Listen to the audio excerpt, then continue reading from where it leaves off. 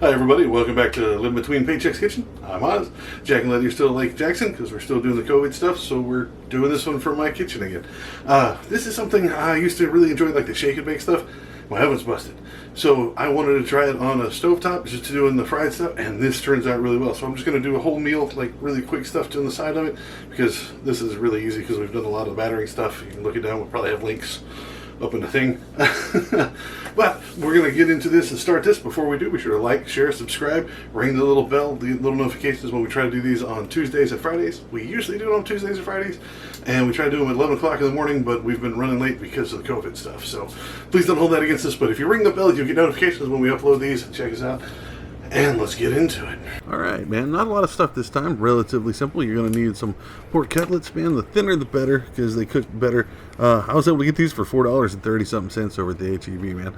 And I'm only going to use half of these. You're going to need some vegetable oil, something to cook it with, and then get you some actual, like, Panko breadcrumbs.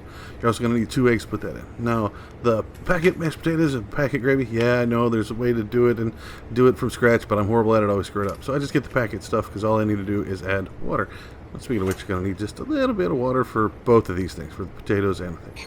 So, get your eggs. I forgot to show you breaking them in there. Put them in here. Beat them like they owe you money. Just beat the devil out of them. And when they're nice and it's not bad, you can use a hand mixer if you want to do, but it's not too bad. You know, there's not a lot of egg gunk hanging off your fork.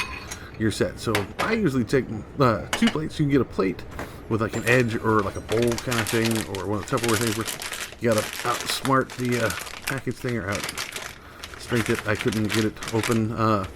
Even my knife had an issue opening this with the breadcrumbs. You can use flour, cornmeal, you can use anything. I like the way these panko things. See, my knife had it. Like it's time to start sharpening stuff. So the panko stuff I like because it's bigger, and a lot of people like it because it's got that crispy, crunchy kind of thing to it, more texture than just regular flour. So I usually set them up this way so I can start here, put them in the egg. Now I did this one barehanded just to show you how I grew up learning it, how I've always done it. Wipe your egg gunk, put it on here, flip it over. Now the only drawback to doing it by hand is you're also battering your fingers over and over and over, and it gets a mess and it's kind of wasteful, so I try not to do that. Some of these little tongs are the best thing in the world. So get it on here, get a decent covering on it, but because it's panko and it's got such big pieces on it, it doesn't fill it in. So take this, put it in the fridge for about 10 minutes, right? Let it sit and chill for a minute. Now, that's been sitting in there. I used the magic of TV, and we're going to do it again. The stuff's still on it, whatever. Now, like I said, it's panko, so it's big, and you can still see the pork through it. You know, there's pink in there, so just don't worry about it. Just put it in that egg. And because it's chilled on there, and that egg has started to solidify, it starts to hold it on there better. Now, take a spoon, get your hand, pour some more on it if you're running low.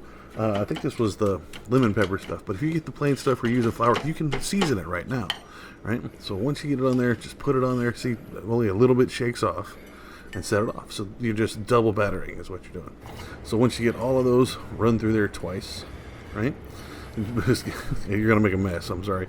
So now it's time to fry them. So I got my big skillet just because I wanted to do multiples at a time instead of 1 or 2, right? I guess 1 or 2 are multiple.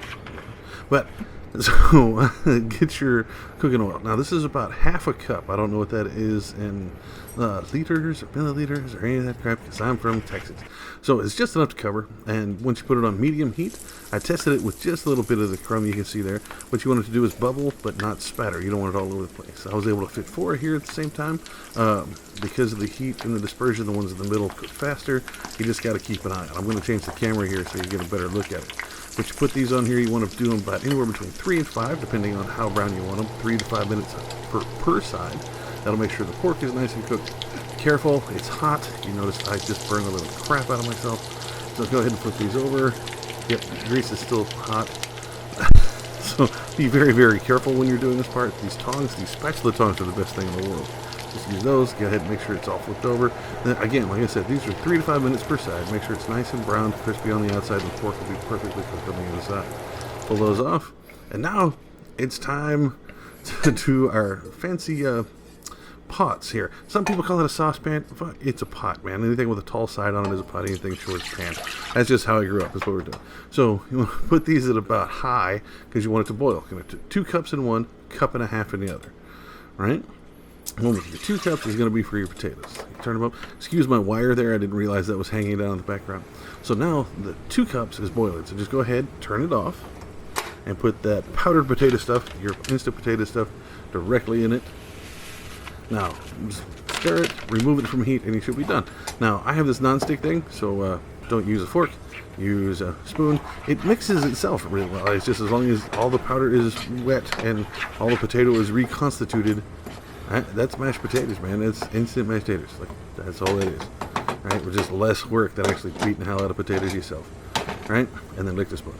Alright, so now you're going to need another thing to mix this in. So this is where I screwed up. So I want you to do this. So get your little bowl, right? Put all your white gravy mixture. Again, one day I will revisit this if I learn how to make gravy properly. Then you don't want a full cup. You only want half. Put half of cold water in the bowl with your gravy mix. You can use a fork on this one. Just beat the living hell out of it. Knock all the lumps down. It just gets lumpy. Now, you can add more pepper. I tend to add more pepper later. This is already slightly peppered.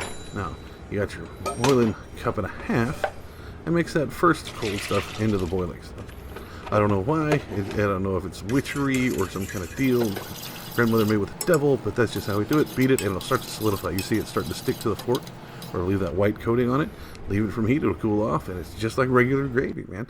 And that's it. That's all it takes. This is a full meal, and it costs, like, I think $7 all total, and I had to buy everything from scratch. If you double it up, like in the thumbnail, like you can dress it with salt and pepper and any that kind of stuff, and it still is like $7. Try this out.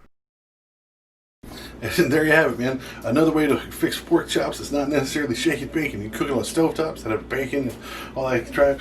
So it's set. If you do it differently, you want to see us try it differently, be sure to leave it down in the comments. We might revisit this one, try it out, and do it differently, do it how you do it. We're always looking for something to do, right? So let us know. Also, you can find us on social media. You can find us on Facebook, Patreon, and Pinterest at Living Between Paycheck's Kitchen at those, and at Instagram at Living Between over there. Please come and find us on there. We get all kind of stuff. We post some memes, and usually we're asking, hey, what do you guys have? And just general cooking conversation. So look us up, find out, and see what's going on. All right. Again, like, share, subscribe, and I'll see you next time.